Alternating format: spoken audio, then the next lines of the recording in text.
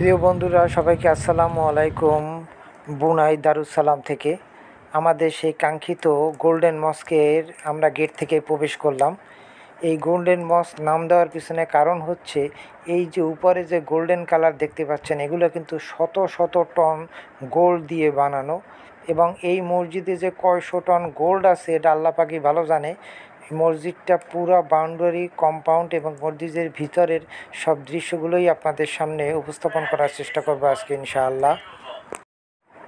এই বুনাইয়ের যে সুলতান প্রতি শুক্রবারে বিভিন্ন মসজিদে উনি জামাত আদায় করেন এবং এই মসজিদ যে গোল্ডেন মস্ক যে মসজিদটা, এটা বর্তমান বুনাইয়ের যে সুলতান তার নামে করা এবং তার বাবার নামে আরেকটা জাতীয় মসজিদ আছে আরেকটু দূরে, সেটাও আমি আপনাদের সামনে দেখাবো ইনশাআল্লাহ।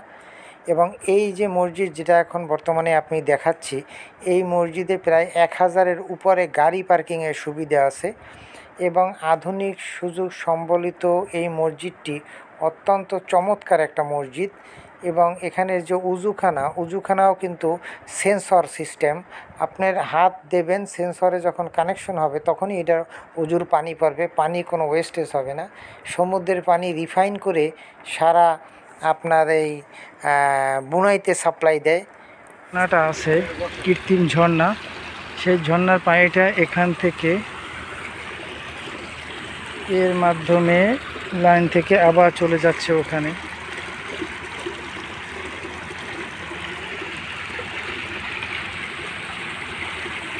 বিশাল এলাকা নিয়ে এই মসজিদটার অবস্থান।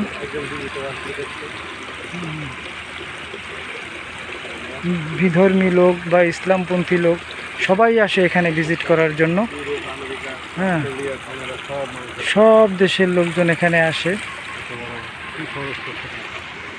কোটি কোটি ডলার খরচ করে মসজিদের একটা সাইডে আছি আমরা, কিন্তু পুরোপুরি মসজিদ পর্যন্ত যেতে পারি নাই।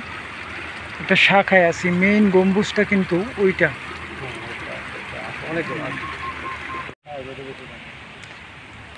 মসজিদের দোতলায় ওঠার সিঁড়িটা কত চমৎকার, সিঁড়ির উপরেও একটা বিশাল ঝাড়বাতি,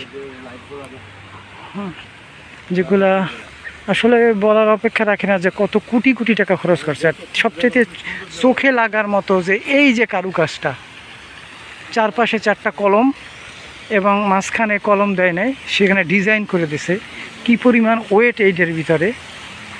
হ্যাঁ, যেটা আসলে খুবই চমৎকার। যে পায়ে হেঁটে উঠবে এই সিঁড়ি দিয়ে উঠবে, যে এক্সেলেটারে যাবে সে এক্সেলেটারে চলে যাবে। এইটা হচ্ছে একটা মসজিদের মেইন গেট, যে গেটটা এখন বন্ধ আছে, ওই সাইডে খুলবে। আর ওই একটা গেট খোলা আছে। মূলত রাজা এখান থেকেই আসে, এসে এখান থেকে নামাজে যায়। কত সুন্দর দৃষ্টিনন্দন ঝর্ণা।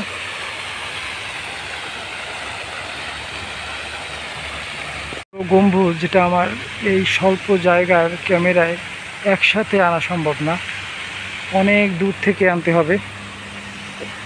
কত পরিষ্কার, রাস্তায় কোনো ময়লা নাই, কিচ্ছু নাই। বিশাল এলাকা জুড়ে এই কম্পাউন্ড। ঘাসের চাষ করা হয়েছে, সেগুলোও কত সুন্দরভাবে সাজানো গোছানো। আমার মনে হয় রাত্রেবেলার দৃশ্যটা আরও চমৎকার।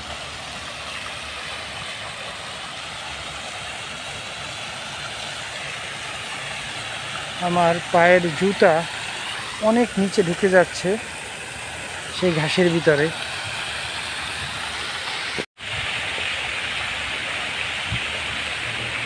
এখানে মসজিদে নিয়মকানুন লেখা আছে, যদি বিধর্মীরাও কেউ ভিজিট করতে আসে, এরা তো সবসময় আসে, অস্ট্রেলিয়া, ইউএসএ, কানাডা সব জায়গা দিয়েই আসে, তখন তাদের নিয়মকানুন তারা কখন কি ভিজিট করবে সেটার সময়সূচি এখানে দেওয়া আছে। ফ্রাইডে ক্লোজ এবং ফ্রাইডেতে ক্লোজ, এবং সকাল 8টা থেকে রাত 11টা পর্যন্ত তারা ভিজিট করতে পারবে। জুতা নিয়ে ঢোকা যাবে না, এবং মানে এয়ারফোন নিয়ে যেতে হবে এবং এইটা পড়তে হবে। তুমি যত বিধর্মী হও, তোমার এইটা পরে তাকে ভিতরে ঢুকতে হবে। প্রিয় বন্ধুরা, ইসলামিক শৈল্পের এক নিদর্শন শিল্প এই মসজিদের মধ্যে থেকে ফুটে উঠেছে। মানে এই মসজিদটার ভিতরে নামাজ পড়লে মনের ভিতরে অন্যরকম একটা প্রশান্তি চলে আসে। জানি না সেই প্রশান্তিটা কী। প্রিয় বন্ধুরা, এই দেশের মানুষ সবের জন্য কত কিছু করে। আজকে গরম প্রচুর, বিভিন্ন জনে বিভিন্ন রকম খাবার নিয়ে আসে মসজিদে, যে যত খাও কোনো সমস্যা নাই, সব ফ্রি। আবার এই একজনে নিয়ে আসে জুস, যত জুস আছে খাইতে পারো, কোনো সমস্যা নাই, সব ফ্রি। তা আমরাও এখানে ফ্রি খাওয়ার জন্য সবাই একসাথে হয়েছি যে আমরা ফ্রি খাবো। ফ্রি পাইলে কেউ ছাড়ে না।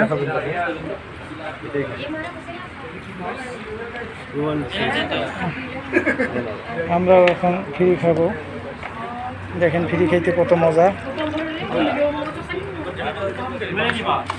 সব ধরনের জুস আমরা খাবো আজকে।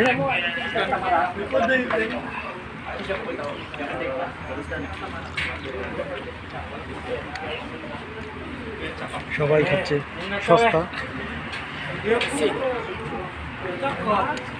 আমার চেহারাটা দেখাই আমি কীভাবে খাচ্ছি।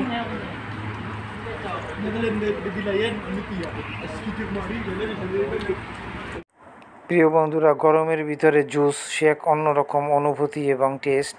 প্রতিটা কালার দেখে এক গ্লাস করে আমি খেয়ে নিচ্ছি।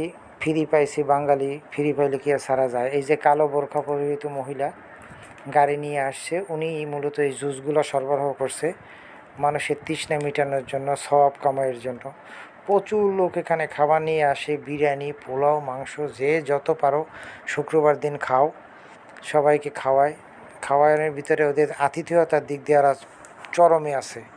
ধনী লোকজন জায়নামাজ নিয়ে আসতেছে, গাড়ি পার্ক করে মসজিদে ঢুকে যাচ্ছে, মসজিদে জুমার নামাজ আদায় করার জন্য।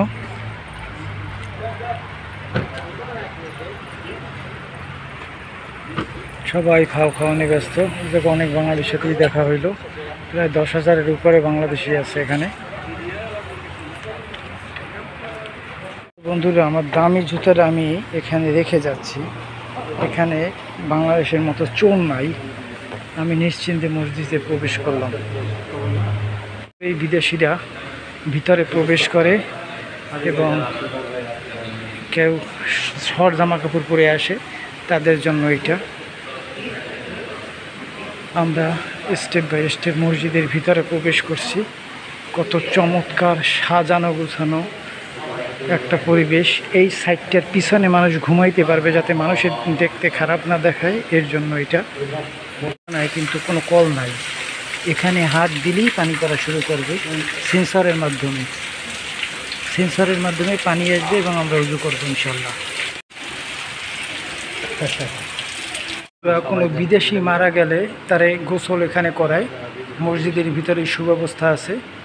গোসল করিয়ে তারপরে এখানে জানাজা দেয়। একবারে মসজিদের ভিতরে এটার অবস্থান। এখান থেকে ডেড বডি নিয়ে যায়, এয়ারপোর্টে নিয়ে যায় এবং দেশে বা যার যার দেশে তারে পাঠাই দেয়।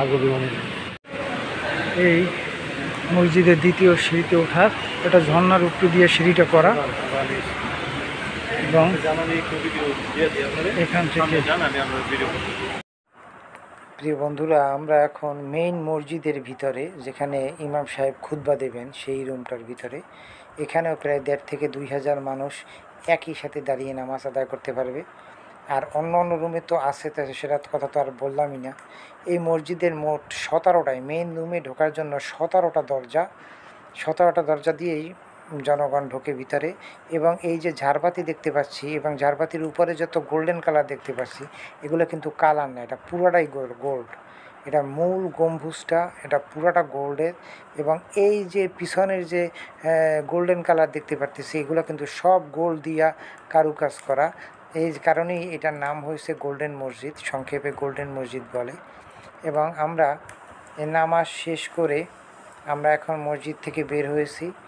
নিচে খাবারের কোনো অভাব নাই।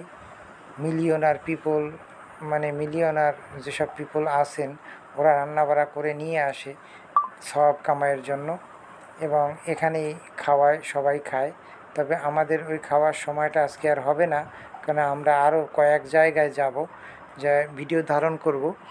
সেই কারণে আমরা সেই খাওয়ানোর অ্যাটেন্ড না করে আমরা সরাসরি মসজিদ থেকে এখন বের হয়ে যাব। এবং মানুষ সারিবদ্ধভাবে, সুন্দরভাবে, সুশৃঙ্খলভাবে সবাই বের হয়ে যাচ্ছে, কোনো ধাক্কাধাক্কি নেই। এবং যে যার জুতা যেখানে রেখে আসছে ঠিক সেভাবেই সেখান থেকেই সে তার জুতা নেবে। এখানে কোনো চোরের ভয় নাই, কোনো কিছু নাই। চোর ধরা পড়লেই হাতের কবজি কেটে দেবে, কোনো ধর্ষণ হইলে সেখানে পাথর মেরে মানুষ মেরে ফেলবে এবং প্রকাশ্যে দিবালোকে। এখানে খুন চুরি রাহাজানি কোনো কিছু নাই। এখানে পুলিশ যে আছে, পুলিশ প্রশাসন মানুষে 6 মাসেও একবার রাস্তায় তাদের দেখে না, এরা আসে না। কোনো কমপ্লেন না থাকলে এরা আসে না। মানে ইসলামের শাসন থাকলে, দেশে ইসলামের শাসন থাকলে যেটা হয় সেইটার একটা চূড়ান্ত উদাহরণ এই বুনাই ইসলামিক রাষ্ট্রের। এই রাষ্ট্র দিয়ে আসলে আমাদের অনেক কিছু শিক্ষণীয় আছে। আমাদের বাংলাদেশে যেভাবে দুর্নীতি হয়েছে, এই দুর্নীতির জন্য ইসলামিক রাষ্ট্র প্রতিষ্ঠা করা একান্ত দরকার এবং এইটা হইলেই বাংলাদেশ স্বাধীন হয়ে স্বাধীনতার আসল স্বাদ মানুষ উপভোগ করতে পারবে। প্রিয় বন্ধুরা, এখানে বুনাইতে কাজের বুয়া এবং মালিকের ভিতরে কোনো সম্পর্ক নয়। মালিক এক গাড়ি নিয়ে চালাইয়া নামাজ পড়তে আসে, কাজের বুয়া আর এক গাড়ি নিয়ে নামাজ পড়তে আসে।